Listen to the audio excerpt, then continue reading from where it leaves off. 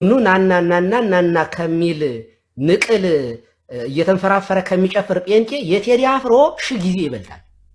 እሺ ሁሱ ከቴዲ አፍሮ ዘፈን የቱ ተመቸህ ይላል። እኛው ኦርቶዶክስ ግጥም ሰጠዋለች እንዴ? ለቄስ ነው የሰጠው ግጥሙ ለቴዲ አፍሮ። ዛሬ በቴዲ አፍሮ ሙዚቃ ቢዚ ሆኗል ሙስሊሙ። እኛው ኦርቶዶክስ ግጥም ሰጠዋለች እንዴ? ለቄስ ነው የሰጠው ግጥሙ ለቴዲ አፍሮ። አቡነ ማትያስ ናቸው እንዴ የሰጡት ግጥሙን? አስመሰላችሁት እኮ። ልክ ኦርቶዶክስ ቴዲ አፍሮ ዝፈንልኝ እባክህ ዝፈን ብላ እንደዘፈነች አድርገው። እንደዚህ አይነት ጊዜ ላይ ያለ ነው። እንደዚህ አይነት ስራችሁ ከኦርቶዶክስ ጋር ለማጋጨት ኦርቶዶክስን ለመክተት ቴዲ ውስጥ ልክ ቄስ የዘፈነ ዲያቆን የዘፈነ አድርገው ነው የመጡት። እንደምታዩት ኦርቶዶክስን ነው ሲረግጧት የዋሉት። ምድረ ዝምባም ጠንቋይ። እናንተን ባላቃችሁ ይገርመኝ ነበር። እንደናንተ የሚቀፈኝ የለም። በእንትኑ ከሄዳችሁ በምትሰሩት ተንኮል ከሄዳችሁ ምዕመናኑን አይደለም መተተኛ ፓስተሮች፣ ቆሻሾች፣ አታላዮች። አንዳንዱ ትሬንድ ሰርቶበታል። ጴንጤዎቹ ሳይቀሩ ትሬንድ ሰርተዋል በዮማሪዎስ። የቴዲ አፍሮ ለምን አስጨዋቸው? ቴዲ አፍሮ 30 ዓመት ሆኖታል በሙዚቃ ስራው 30 years። ዛሬ ምን ተገኘ? ፓስተርን የሚያንጫጫ ምን ተገኘ? ሚስጥሩ ሌላ ነው። ሚስጥሩ ምንድን ነው? የብልጽግና ካድሬዎች ናቸው። ደሳው ፖለቲከኛ ነን በሉ። ፓስተርነቱን ተቡትና እኛ ፖለቲከኛ ነን፣ ፖለቲካ ነው የምንሰራው በሉ እንጂ የቴዲ አፍሮ ዘፈን ነው፣ የነዛም ዘፈን ነው። ግን የነዛን ያልተነካው ስድስት ሰው ያው እነሱም ሽጎራ ላይ ጎበዝ ስለሆኑ ቺክ ስለሚያጫውቱ ችግር የለባቸው። ስለ ሀገራዊ ጉዳይ ስታወራባቸው ግን ወይ ምንት ሱቅ በደረቴ ነው የሰውዬ ሊያዘጋብኝ ነው። ስለዚህ ምን ላድርግ? መቃወም አለብኝ። በጸሎት አስመስዬ ጓገጭ ልበል ነው ጨዋታ። እነኑኒና ነናነና የሚባለውን ኮምፕሌን አድርጋችኋል? አላረጋችሁም። ማን የት ውሸታ ቀጣፊ የበዛበት ጊዜ ላይ ነው ያለ ነው። እንደኛ ደግሞ ፊት ለፊት ሳይፈራ የሚናገር አለ። ሳይፈራ ሀቅ እኮ ነጩን ነው። ስለዚህ እና ዮማሪዎስን ማንም የተናገረው የለም። ቪው በጣም አለው። ትሬንድ ተሰርቶበታል። አሁን ለምሳሌ የኢትዮጵያ ቲክታከሮች ካያችሁ በቴዲ አፍሮ አልሰሩ አብዛኛዎቹ። ለምን ቂሊንጦ ያስገባል? እኔም አድቫይዝ አላረጋችሁ እና አሁን እነ ጃኒ አልሰሩም፣ እነ አዶናይ አልሰሩም፣ ሌሎችም አልሰሩም። ፈርተው ነው። ያቁታል። አየ ከፈራ በነፃነት ዘፈኑን ወደውታል፣ አድንቀውታል፣ በጣም ይችላል ብለዋል። እስቲ ስራ አይሰራም። ለምን? ይገባል። ያቁታል፣ ይገባሉ። ስለዚህ አይ አንደርስታንድ የኢትዮጵያ ቲክታከሮች በዚህ ነገር ላይ አይሰሩ፣ የሌሎቹ ግን ይሰራሉ። አሜሪካ ያለነው፣ አውሮፓ ያለነው፣ ሌላ ሀገር ያለነው በደንብ አድርገን እንሰራለን። እውነቴን ነው የምለው። ቴዲ አፍሮ ምንንም የማንንም ብሔር አልተቸም። ውስጣችሁ ያለ የበታችነት ስሜት አለው አልኩ። አማራ ክልል ላይ ብትሄድ የኢትዮጵያ ሰንደቅ ዓላማ ተሰግዶ በክብር ነው ያለው። ደቡብ ብትሄድ በክብር ነው ያለው። አዲስ አበባ በክብር ሰው የኢትዮጵያን ሰንደቅ ዓላማ ቫልዩ ይሰጠዋል። እውነት የኢትዮጵያን ሰንደቅ ዓላማ ኦሮሚያ ላይ ክብር ይሰጠዋል? እውነት እንነጋገር። ምረጥ ቢባል አንድ ኦሮሞ ከአባ ገዳ ባንዲራ እና ከኢትዮጵያ ባንዲራ ብትለው የኢትዮጵያን ባንዲራ ረግጦ አባ ገዳ ነው የሚል። ምክንያቱም በዘረኝነት የተጠመቀ ማንነት ሰርታችሁበታል። ከኢትዮጵያውያን ጋር አብሮ መኖርን፣ አብሮ ማደግን፣ አብሮ መቀየርን አልሰራችሁበትም። ኢትዮጵያዊነት በኦሮሞ ልጆች ላይ አልሰራችሁ። የኦሮሞ ሕዝብ ላይ ዘረኝነትን ሰርታችሁበታል። ለዚህ ነው የተቸገረው። ይመጣና ታፈርሱበታላችሁ። ወደ ኢትዮጵያዊነት ይመጣና ታፈርሱበታላችሁ። ወደ ኢትዮጵያዊነት ይመጣና ታፈርሱበታላችሁ። ይኸው ኢትዮጵያዊነት ሲባል ምን አናደደ? ስበል ለብልጽግና ነው የተነገረው። እዚህ ጋር ከኦሮሞ ጋር ምን አገናኘው? ከኦሮሞ ህዝብ ጋር ምን አገናኘው? ኢትዮጵያዊነት ከተነገረ ኦሮሞ ኢትዮጵያ አይደለም ተባለ። እዚህ ጋር የኦሮሞ ልጆች ናችሁ ዘፈን የሰራችሁት ተባለ። የኦሮሞ ልጅ ኢትዮጵያ አይደለም ያላለ እዚህ ላይ አምጣ ፈልግና። በዘረኝነት ስለተጠመቃችሁ ከውስጣችሁ ያልወጣ እካክነት ስላለ አንዳንዶቻችሁ ይሄንን ነገር ታረጋላችሁ። ብልጽግናን ያልተሰራውን ነገር አደባባይ ያወጣው ቴዲ አፍሮ። አዎ የተሰራ አፕሪሺየት ተደርጓል። ማንም አልተቃወመም። ማንም በተሰራው ላይ አልተቃወመም። ለምን ይሄ ተሰራ አይባልም። ማንም አላለ። አንድ አገር ታውቃለህ፣ የድሮ ሲራና ፋቂ ያውን ዘፈን ነው እካ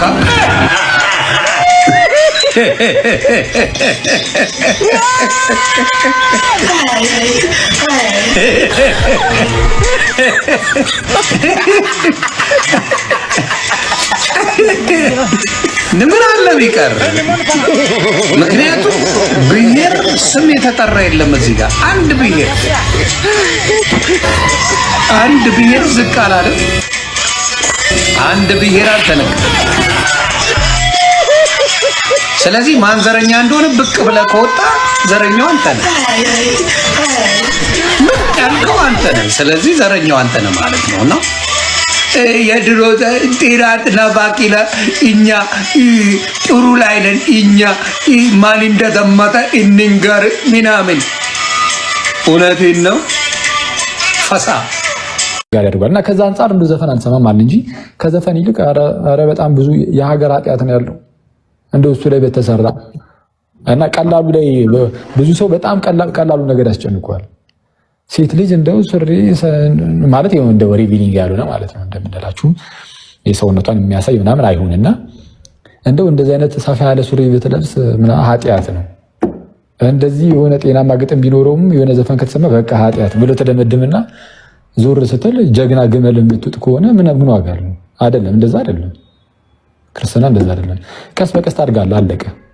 እያደግክ ነው የምትሄደው። መጀመሪያ ግን ሙሉ በሙሉ ኮምፕሊትሊ ቁርጥ የምታደርጋቸውን ኃጢአቶች ትቆርጣለህ። ለምሳሌ ቅድም እንዳልኳቸው አይነት ዘፈን ያው ትርጉሙ ስለሚለያይ ማለት ነው። ዘፈን አንደኛ ይሄ ልክ የናይት ክለብ ውስጥ ያለው አይነት ዘፈን ነው። እዛ እየሄድክ እንደዛ ነገሮችን የምታሳልፍ ከሆነ በስካር ምናምን የምታሳልፍ ከሆነ እየጠጣ እየሰከርክ ጨፈርክ በመዳራት ውስጥ የምታሳልፍ ከሆነ እሱም ሙሉ በሙሉ ከተማረክ ዝሙት ሙሉ በሙሉ የፈጠነ አየር ላይ መቆም ያለበት ነገር፣ በሰዎች ላይ ክፋትን ማሰብ፣ አድመኝነት፣ ምቀኝነት፣ ተንኮል፣ እነዚህ የልብ ክፋቶች ናቸው። አስቸጋሪ ነው። ልብ ላይ ያለ ክፋት በጣም መጥፎ ነው ጋይስ። ልክ ኃጢአቱ ከልባችሁ ላይ ሲሆን ከእግዚአብሔር የማራቅ ኃይሉ ሚዛኑ ያህል በጣም ትልቅ ነው። እግዚአብሔርን የምታገኙት ጋይስ በደንብ አድርጋችሁ ስሙ። ማለት ከልባችሁ ነው። እግዚአብሔር የአንደበት ዝም ብሎ የአንደበት አምላክ አይደለም። ልክ እግዚአብሔር እንዳለው ነው። የሕዝብ በአንደበቱ ይጠራኛል ልቡ ግን ከኔ ርቋል ብሎ እንደተናገረው ልክ ሕዝቡ በአንደበቱ እግዚአብሔር እግዚአብሔር እግዚአብሔር እግዚአብሔር ይልና ልቡ ግን ከእርሱ ይርቃል። ልብህ ላይ ያለ ኃጢአት ሲኖር እሱ በጣም አስቸጋሪ እሱ ነው። ክፋት፣ ምቀኝነት፣ ተንኮል እንደነዚህ አይነት ነገሮች ልብ ላይ ያሉ ናቸው፣ አስቸጋሪ ናቸው። እነዚህ በጣም መቅረፍ አለበት። ቀስ በቀስም ቢሆን ቶሎ ቶሎ ንስሐ እየገባበት ከቅዱስ ሚስጥር ቶሎ ቶሎ ስትካፈልበት ልብ እየነጻ ንጹህ እየሆነ ይሄዳል። ስለዛ ከመዝሙረኛው ዳዊት ጋር ምን እያልክ መጸለይ ትጀምራለህ? አቤቱ ንጹህ ልብን ፍጠርልኝ። ልብ ዘፈን ማዳመጥ ግን በጆሮ ነው ዘፈን የሚሰማው እንትን ትላለህ ምናምን። ሲበዛ ግን ልብህን እሱም ደግሞ ወዴት ለሞተድ ምን እናድርግ ከተባለ ዘፈንን ቀስ በቀስ እየተው የሚሄድ ከዘፈን ይልቅ ግን ያሉትን እነዛን ሁሉ ኃጢአቶች አትርሷቸው። እግዚአብሔር አልሸውዶም። አፍተር እግዚአብሔር ነው የሚያይን። ስለዛ እነዛ ላይ ይሰራ። እኔ ዘፈን ኃጢአት ነው እየተባለ ከሚሰበከው በላይ ክፋት ኃጢአት ነው፣ ተንኮል ኃጢአት ነው፣ ምቀኝነት ኃጢአት ነው። ገንዘብን መውደድ የክፋት ሁሉ ስር ነው ይላል ጳውሎስም። አክቹሊ ገንዘብን መውደድ የክፋት ሁሉ ስር ነው። እነዚህ ነገሮች ደጋግሞ ትምህርት ቢሰጥባቸው ሞር የተሻለ ሰውን ወደ ቅድስና ያመጣዋል። ዘፈን ግን እንዳልኳችሁ ዘፈን ስለአሁን እንዳይረሳ ይሄ ኖርማል ጤናማ የሆነ ሐሳቡን አንድ ሰው በዜማ የሚገልጽበትን ነገር ነው የምላችሁ። የሆነ ሰው የሆነ ሐሳብ አለው እንበል እና ያንን ሐሳብ እኔ አሁን ለምሳሌ እኔ አሁን ይሄንን የማወራችሁ ይሄን የምትሰሙትን ድምጽ ልክ ዝም የሆነች ላይ ነገር ዜማ ነገር በሰጠው ቢንጎ አክሊል ኃጢአት ውስጥ ገባ ነው የሚባለው እንዴ? እና ሰው ምንድነው ትልቁ ቁም ነገር ቀስ በቀስ እንደው እየቀረ የሚሄድ ነገር ነው። ዘፈን ቀስ በቀስ መተው። ለምን እንዳልኳችሁ ዘፈን በሰማችሁት ቁጥር ልባችሁን የመሳብ ኃይል አለው። ልባችሁን እየሳበ ወዴት ነው የሚሰበው? ዘፈን አነቱ ነው። ከመንፈስ የሆኑ ዜማ መዝሙር፣ ከዓለም የሆኑ ዜማ ዘፈን አይደል? አዎ መዝሙር ነው ከመንፈስ። መዝሙርን በሰማችሁ ቁጥር ልባችሁ ወዴት ነው የሚመሰጠው? እስቲ እናንተም ታውቃላችሁ። መዝሙርን በሰማችሁ ቁጥር እግዚአብሔርን እንድትናፍቁ ንስሐ እንድትገቡ የክርስቶስን ፍቅር በልባችሁ ውስጥ የማሳደር ምናምን ነገር ነው ያለው። ወደዛ ነው የምትሳቡት። ዘፈን ደግሞ እስቲ እየሰማችሁ እግዚአብሔርን ለማስታወስ እስቲ ሞክሩና ማለት እንደዛ ሞክሩና እዩ። ዘፈን የምናዳምጥ ወንድሞች እህቶች በተለይ ማለት ነው። እስቲ ዘፈን ዝም ብላችሁ እየሰማችሁ ማለት ነው።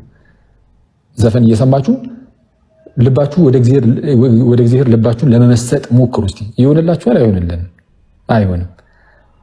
ለምን? አነሳሱ ራሱ ጋይዝ ከዓለም ነው። ዘፈን ሲነሳ ከዓለም ነው የተነሳው። ከዓለም ስለሆነ የዘፈን ኃይሉ ምንድነው? ቀስ በቀስ ልብህን ወደ ዓለም እየወሰደው ይሄዳል። ከዛ በላይ የሆነ ሰዓት ላይ ሳታስበው ዓለምን በጣም የምትወዳት ሊያደርግህ ይችላል። ኑ ናና ከሚል ንቅል እየተንፈራፈረ ከሚጨፍር ጴንጤ የቴዲ አፍሮ ሺህ ጊዜ ይበልጣል። ሺህ ጊዜ የጥላሁን ገሰሳ ሀገሬ ኢትዮጵያ የሚለው ሺህ ጊዜ ይበልጣል። ተማር ልጅ የሚሉት ዘፋኞች ሺህ ጊዜ ይበልጣሉ። ቢያንስ ምክር ያስተላልፋሉ። ተማር ልጅ ይላሉ። አሽከርክረ ረጋ ብለህ ብለው አሽከርክሮ የሰው ሕይወት እንዳትጎዳ የሚሉ ሰዎች መልእክት ያስተላልፋሉ ለሕዝባቸው። ይሄ ጥበብ ነው፣ ኃጢአት አይደለም። አሽከርክረ ረጋ ብለህ ብለው መናገራቸው ኃጢአት አይደለም። ምንም እንደው ዲቤት መግባት እችላለሁ እኔ በዚህ ጉዳይ ላይ ማለት ነው። ይምጣና እስኪ በመጽሐፍ ቅዱስ ይከራከረኝ። ባህል ነው ይሄ። ባህል ኃጢአትም አይደለም። ሰዎቹ ደስታቸውን የሚገልጡበት ሐሴት የሚያደርጉበት እንደዚህ ያሉት ነገሮችን እንዴ የኢትዮጵያ ብሔራዊ መዝሙር ላይ ሄደን ዘምራለን ልቤ ተነሳሳ ብለን ልንዘምር ነው እንዴ? ሙስሊሙም ጴንጤውም ኦርቶዶክሱም በሀገር ጉዳይ እንደ ሀገሩን ያከብራል፣ ባህሉን ይጠብቃል። ባህል ሁሉ ኃጢአት ሁሉም ባህል ኃጢአት ስላልሆነ ግን ጎጅ ባህል አለ። እሱን ደግሞ አቮይድ ማድረግ ያስፈልጋል። ለይተን እናውቃለን። እኛ አይናችን አበጥሮ ያውቃል። ይሄንን መረዳት ያስፈልጋል። ከዛ በተረፈ እስኪ እኔ ልክፈት እንደዚህ ጋር ቄሱኝ በጣም እኔ በቃ በጣም እንትን ስለምን ማለት ነው። እኔ ለቤተ ክርስቲያን ክብርም ለራሴም ክብር ስላለኝ ነው እንጂ የቴዲ ታደሰ የሚባል የጴንጤዎቹ ዘፋኝ እንትን ዘማሪያቸውንና የቴዲ አፍሮን ጥቁር ሰው የሚለውን አውጥቼ እዚህ ጋር ላሰማችሁ። ክፈቱልኝ እስከ ፈረሱ ድምፅ ድረስ የቴዲ አፍሮን ኮርጀው ወስደው ሆ እያለ የፈረስ ድምፅ እያሰማ ማለት ነው። በእግዚአብሔር ስም እንደዚህ እግዚአብሔርን ስሙን እየጠሩ ከሚጨፍሩ ጨፋሪዎች የእግዚአብሔርን ስም አክብረው አይ ሃይማኖት ሌላ ነው ባህል ሌላ ነው ብለው ለይተው የሚዘፍኑ ዘፋኞች በስንት ጣይሙ በመድኃኒዓለም በስንት ጣይሙ እንዴ! የኔ እናቴ እንኳን በልጅነቴ ማርያምን ገብርኤልን ስል ምላስከን አውጣት ትለኝ ነበረ። የጥሬ ጓደኛህ ትለኝ ነበረ እናቴ። ያቺ ምንም የማጽፈው የማታነበው የገጠሯ እናቴ የእግዚአብሔርን ስም በከንቱ አትጥራ የሚለውን ጠንቅቃ የምታውቅ እንኳን በጭፈራ ይቅርና የእግዚአብሔርን ስም እንደው እውነት እንኳን ቢሆን እግዚአብሔርን ማርያምን ማለት በነገራችን ላይ ኃጢአት ነው። እውነት ከሆነ እውነት፣ ውሸት ከሆነ ውሸት በሉ ነው። እወ ወእመኔ አልዋ በቃ ይሄ ነው። አይደለም እውነት የምትል ቤተክርስቲያን ስመ እግዚአብሔርን እንኳን አክብራ የምትጠራ ቤተክርስቲያን እኔ ያለች። እነሱ ግን እንዴ ሲወዛወዙ፣ ሲደንሱ፣ ሲጨፍሩ፣ ሲዘሙቱ አይደል እንዴ የእግዚአብሔር ስም እየጠሩ የሚውሉት? ማን ነው ግብረ ሰዶማዊን የሚያገባ? ማን ነው? እንዘርዝር እንዴ? እና እነዚህ ናቸው ለኛ ሃይማኖትን የሚያስተምሩን፣ መጽሐፍ ቅዱስን የሚያስተምሩን። የነሱን ሐሳብ ፖለቲካ ነው። የጠቅላይ ሚኒስቴሩ ሚስት እኮ በመዝሙር ሰበብ የምርጫ ቅስቀሳ እያደረገች አይደል? ጀግና እኮ ናት። ያንን ድባንቅ የሚመታ ድባቅ የሚያደርግ የቴዲ አፍሮ ዳስ ጣስጥሏቸዋል። ያ ነው ያመማቸው ፖለቲከኛ እና ይጩፋ ነው ለሃይማኖት ተቆርቆሮ ስለ ዘፈን የሚያወራው። እናምጣ ወይ እዚህ ጋር ላይ እናምጣው፣ የጨፈራቸውን ሙዚቃቸውን እንክፈተው፣ እናሰማቸው የትኛው ስሜት ቀስቃሽ እንደሆነ የትኛው እንደሚያስጨፍር በጎጃምኛ፣ በጎንደርኛ፣ በወሎኛ በባህላዊው ዘፈን እኮ ነው የሚጨፍር እኮ እነሱ እኮ። ኧረ ምን በባህሉ በዳንሱ ሁሉ በዳንሱ ውዝዋዜ ከወገብ በታች እንዳለ አይደል የዘፋኞቹን ዘፈን የቀሟቸው። እውነት ለመናገር እኛ ቤት ግን ውዝዋዜ እንደዚህ የለም። በእኛ ቤተ ክርስቲያን ውስጥ ወረብ እንኳን ደመቅ ሲል ስርዓት ያዝ ነው የምንለው እኛ። ለዚያ እኮ እኛ እኮ እየተሽከረከረ ከበሮ የሚመታን ቄስ እኮ የምንቃወም ሰዎች እኮ ነን። ስሜት ውስጥ አትግቡ። መዝሙር ስሜት አይደለም፣ እግዚአብሔርን የምናይበት የምንመሰጥበት ነው። የሚጨፍሩ ደመቅ በለው ያዝ እየዘለላችሁ የሚል የሚያዘልል የአውሮፓን ሙዚቃ የሚያስንቅ እኮ ነው። በያሬዳዊ ዜማ እኮ ነው እነሱ እኮ የሚጨፍሩት። ሲጀመር ዜማችንን ወሰደ ደግሞ ይላል። ደግሞ ጴንጤ ደግሞ ምን ዜማ አለው ሲጀመር?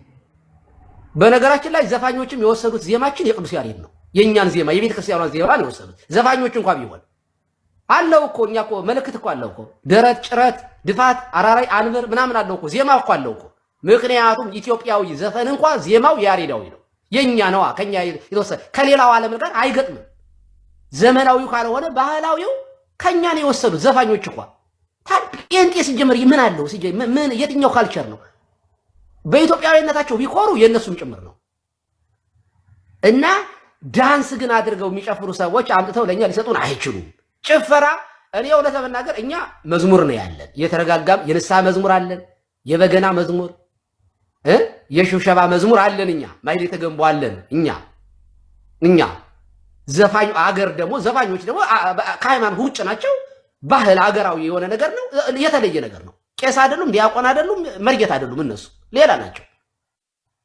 ጴንጤ ቤትስ አስረሽ ምቹ አይደል እንዴ? ሪትሙን እኮ አይቀይሩትም። እንደውም ፈጠን አድርገው ምን መልእክት ያስተላልፋል? ምን ጨፍሩልኝ ብሏል እግዚአብሔር? ዝፈኑልኝ ብሏል እግዚአብሔር? እና ዘፈን እነሱ አይደል የሚዘፍኑት? እና ዘፋኞቹ መተው ደግሞ በዘፈን ሊከሱ ነው እንዴ? ጨፋሪዎቹ መተው ሊቀኛል ሊከሱ ነው ወይ?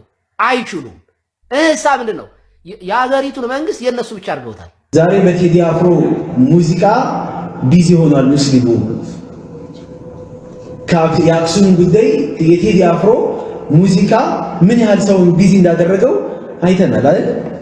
ሶሻል ሚዲያ ላይ የሚተላለፈው እንዳለ የሚዘዋወረው ሁላ ስለ አክሱም ሙስሊሞች ስለ ቁርአን መቀደድና መደፈር ስለ እነሱ መደብደብ ሳይሆን ቴዲ አፍሮ አውጥቷል።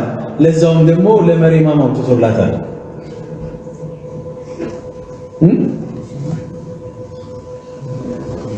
እንዲህ እያደረጉ ነው የሚጫወቱብን። ግን ሰብር ያስፈልጋል። አሁን እዚህ ቁጭ ብለን ለነሱ ድምፅ ለመሆን ሰብር ያስፈልጋል።